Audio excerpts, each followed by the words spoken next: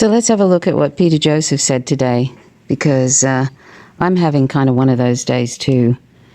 I've been almost every other day I've been calling politicians. Of course, it doesn't really, it doesn't really help to actually appeal to politicians, because they're just mostly in it for themselves. They're career oriented, and most of them don't give a toss about the average person. They're interested in lining their own pockets and lining the pockets of their corporate buddies and doing US imperialist bidding, which is, the Australian government, no matter who's in office. One is a bit worse than the other, but basically they serve the same overlords in the US as well as the corporations.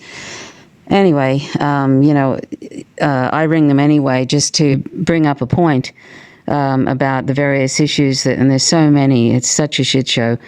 So many problems, like, for example, today, just after the Australian Treasurer released the budget, and here's Prime Minister Albanese gloating on Twitter, as he does, about how he's helping women, and yet he hasn't done anything to increase job seeker, which is for unemployed people. They're well under the poverty line. There's even the working poor now here in Australia, and rents are crazy, particularly if you live in Sydney. And they're getting crazier and crazier, where people, they've doubled and tripled and all sorts of appalling, costs. It's just well above the average person, and it's completely unaffordable for people who are unemployed, and of course people on the pension and the disability pension and the like. So, we have a sadistic neoliberal government here. We had a deranged, some neoconservative government before, with a Christian crypto-fascist in office. That was Scott Morrison, and now we've got a crazy neoliberal, sadistic government, which is what I knew, and I don't vote for these people. But so voting, of course, isn't how to change this. It needs revolution. And I'm sad to say that revolution isn't going to come from the West. It's not going to come from the first world. It's going to come from the global South. And you can check out a video. I'll leave in the link in the description by Jason Unruh about the fact that it's not going to come from the first world. But anyway, Peter Joseph, he's somebody that Avi Martin has mentioned, and he's done, he seems fairly interesting, but he was spitting the dummy today when he said, have I mentioned recently how all of today's children are completely fucked? If I was a child right now, I would hold nothing but resentment toward my parents and the entire adult community for how badly they have fucked everything up, knowing full well what was to come. Granted, and that's true, they did know full well what was to come, meaning certainly politicians did back in the 80s. They had the science then. They knew, even in the 60s, there was talk of this. They knew that this was going to happen, climate change and everything, and capitalism, just limitless growth does not... It doesn't work for anybody, where you're just continually expanding. And when you try to do that in a capitalist situation, what you do is you end up using imperialism, pillaging other people's countries and, invading and destroying them, and then going on to the next country and the next country and the next country, stealing their resources, and then, taking their land, etc. And that's what we've created, is end-stage capitalism, which is leading to fascism. So then he said, granted, it's not exactly their fault. It's a culture of short-sighted narcissism and selfishness driven by a social system premised in scarcity and inequality. To be normal, in quotes, once again, is to be completely deranged. Making no mistake, it's the normal 9-to-5 sports watching, beer drinking, Christmas celebrating, career-oriented, retirement-focused, Joe Rogan listening family assholes that keep the feedback system in place to ensure everyone is psychologically boxed in because of their insecurity and immaturity, to allow for nothing solution-oriented through viable change to get done. Thank God I'll be dead in a couple of decades. That's funny that he says that last sentence, because I said just recently when I posted something on Instagram, I saw this dreadful, sometimes, occasionally I'll get some person just posting something with animals, unfortunate animal videos in my feed. This one was, I'm surprised it was actually allowed on Instagram, but this person was trying to grab this little octopus that was about 8 inches long, and the octopus was in their bowl, and he was trying to grab it with some chopsticks or something, and the octopus was alive, trying to get away from this person who was, I think, about to eat the octopus alive.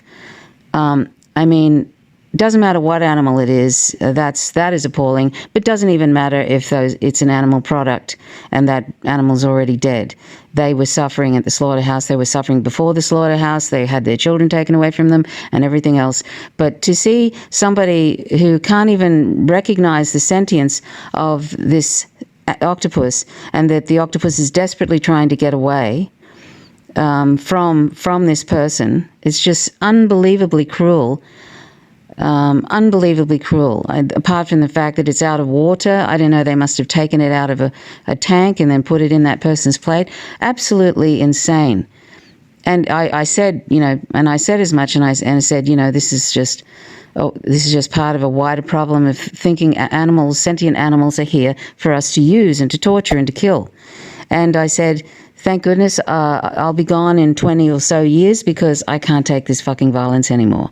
That's what I said on Instagram. And that's how I feel. And I feel that about a lot of things today, a lot of the violence that's going on, a lot of this constant warmongering, these U.S. imperialist wingnuts and sadistic monsters never take a break. They're constantly looking for another war and setting up another war and planning another war and drumming up propaganda through the corporate media, constantly doing this to create one war after another, and they don't care about their own children. They don't care about the climate crisis. They don't care about that we might end up in a mushroom cloud. They care about lining their pockets. Absolutely insane, narcissistic sociopaths are basically have control of the wheels, and we are in the bus, and they're taking us to the edge. And I don't want to live in a world like this anymore. I don't want to live in this insane, violent world that we have created that doesn't seem like it's turning around. But at the same time, I realize there's a multipolar world that has arrived, and that empire is falling, and that desperate things are happening, and that capitalism is in end stage, and it's drifting into fascism. The United States is going to be another country, just like Italy is run by a fascist, and there's Poland and other countries. Ukraine has Nazis in it that are in the army, etc., and we're funding Nazis for this attempt to overthrow Russia. And we arranged that existential threat to Russia by moving NATO closer and closer to the borders, and then NATO intended for this to happen, and now we're providing the weapons industries with tens of billions of dollars and fighting to the last Ukraine to overtake Russia and balkanize it and throw out Putin, and that'll be another gain the U.S. thinks they're going to achieve in their quest for for full spectrum dominance. It's not going to happen, but that's what they think. And then next on the list is China. And of course, they've been, ever since the pivot to Asia that the Obama administration talked about in 2013 or 2014, they've been lining up to take over China, to invade China, because China is an economic threat to them. And this is all about capitalism. So anyway, this is sort of an insanity, and I don't know how anybody could expect to have mental health in a world that is set up like this. You have to have your head in the sand not to know something is really, really, really wrong with what's going on today, and that includes everything. It's not just, white people now are starting to feel the effects of what black people and people of color and people in the global south in general have been experiencing, all for decades now, for hundreds of years, in fact. And now white people are starting to feel the squeeze. They thought that they were exempt from it, but no, eventually the 1% and the less than 1% really don't give a toss about anybody that's outside of the club. As George Carlin said, it's just one big club and you're not in it. And so, so white people are going to also are feeling the pinch, are feeling the inflation, this artificial scarcity, these neoliberal policies. You can see it now in Australia. They're stripping away anything that that Australians have, and they're taking away bit by bit any sort of free healthcare we have. In fact, in Tasmania, where I live, in Lutruwita, which is a better word to use, it's an Indigenous people's word for Tasmania. They have removed bulk billing, which is something that you could get in Tasmania when you went to a doctor's office. You could get a free visit to the doctor. Now they've taken that away, and this is how you do it, by degrees, and eventually they'll have us like the US. I'd had to take out health insurance like 25 years ago because I needed to have an operation in the mid-90s, and I was on this waiting list, and they make sure that the waiting lists are very, very long, so that you end up getting desperate and taking out health insurance, or and that's because they defund the public hospital system and make it dysfunctional, so that then you can say, oh well, we need private hospitals. So I had to take that out, and yet health insurance doesn't really cover GP's visits. So this is the sort of shit show we have going here. So that's why we should be happy, even though I say, thank goodness I'll be dead in 20 or so years. At the same time, I feel like there's a major shift coming, the dark is before the dawn thing. And in this case, it truly is like that, because I feel like there's a major shift happening in the balance of power in the world. Not that I want any particular country to be ruling the world. I want, just an equality for all, equity for all, and that includes non-human animals. I don't want them to be used anymore, to be exploited and killed. That's something that the left hasn't even begun to embrace, and I really wish they would. Like, I'm sure that probably Peter Joseph is not vegan, and I keep mentioning the largest study to date from 2018, but everybody, particularly on the left, everybody just ignores it. It goes into the black hole. But anyway, if we care about the planet and we care about, we say we care about animals, then we have to stop using them. That means all of them, not just the ones that we fetishize. Anyway, I know that I sound pessimistic sometimes on Faint Signals from Vega, but I also am optimistic. I don't know if I'll be dead by the time, the empire falls, but I don't think so. I think in the next probably 8 years, there's going to be a major crash already. The stock markets, they're not even caring about their own capitalist model. The war in Ukraine has been affecting the stock markets dreadfully. It's been making the dollar go up and everything else go down. The stocks are all down, and it doesn't seem like the US government particularly cares about that, and that's their corporate buddies, who are being affected. So, there are certain things that they're doing right now that are sort of also messing up Europe and actually driving Europe into the ground, driving the masses into not being able to pay for their power bills, etc. And of course the UK government is in turmoil, can't seem to pick. They've got such a poor choice of leaders, and the Labour Party is a neoliberal shit show, just like here. So, and they're warmongers just like we are here. The Labour Party, the Labour government here is just following along in the US imperialist, sort of hymn book. They're just singing from the same hymn book. So, things are in disarray, but with that, I think it's going to get much worse before it gets better. But I think that China, Russia, Venezuela, the global south, there's parts of Africa, there's a whole lot of different countries now, Iran, etc., who are fed up with the tyranny of the US dollar hegemony, and how how they can just cut off funds. The US government just cuts off and steals funds from countries that are targets of empire. They put on dreadful economic sanctions. By the way, Avi Martin and Empire Files have done something on economic sanctions being an act of war. I might play some of that in this video at the end of this video.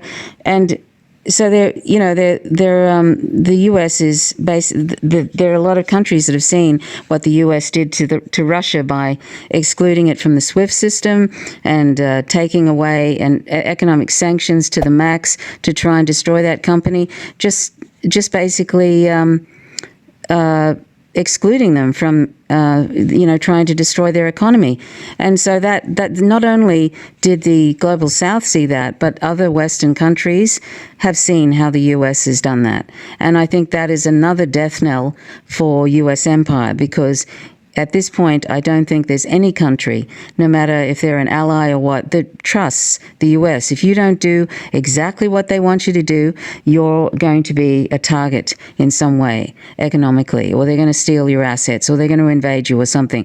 Like, for example, Saudi Arabia just recently is starting to talk about joining BRICS, and they're starting to. I don't know if they've already done this using the digital yuan, and instead of and basically moving away from the US dollar, because they can see the US dollar is actually going to eventually it's going to lose a lot of its value because of the way the US economy has been handled since it went off the gold standard in 1971.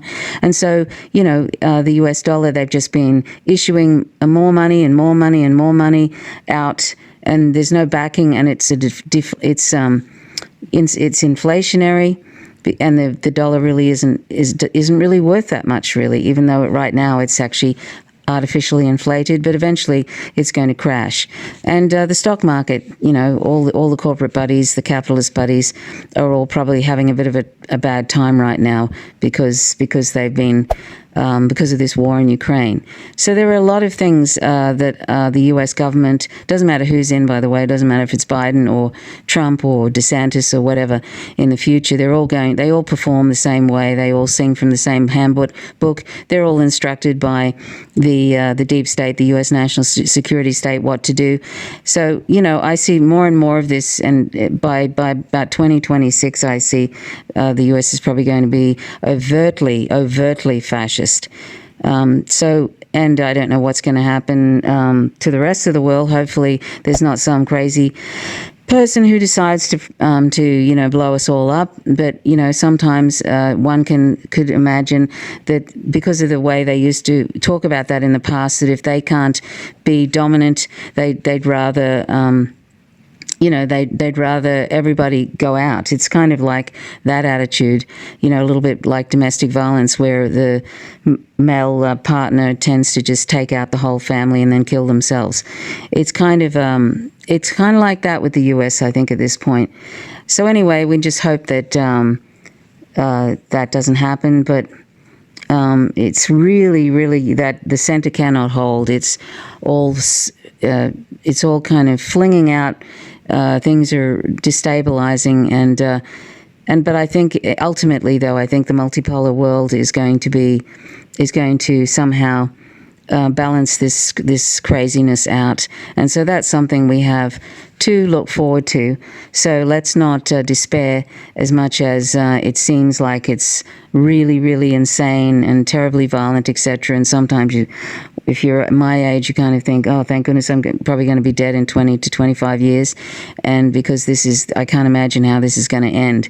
I know I say that on occasion because I'm a sensitive person, and it's very difficult for me to see more and more violence, to see particularly the violence against non-human animals for completely trivial reasons of palate pleasure mostly, and to see, people suffering, on unemployed people, people on disability, just people of color, Muslims, just all these different disenfranchised groups, vilified groups, trans people in particular. That's going to get worse and worse. Eventually, they're going to make it illegal to be queer. There's going to be all sorts of things that sort of seem like they're heading that way. So it becomes a very difficult thing if you're a sensitive person. Even if you're not, even if you're only a little bit sensitive, it's just becoming so unstable and insecure. A lot of people, I think, are feeling incredibly insecure about the world today, and that is not great for mental. To have mental health. It really isn't. I mean, that's why depression is skyrocketing and stuff, because we're not living in any kind of a sane society at this point that is anywhere secure or anything like that. There's no sort of security really, except if you're incredibly rich. But even then, they don't realize that if you cause an incredible disparity in wealth, you're not safe either. Anyhow, thanks for listening. I hope that you have a good day. I always have good thoughts for people. I hope there's more love and kindness and equity and equality and less otherization, and for people to go vegan. So thanks for watching. Till next time. Bye for now.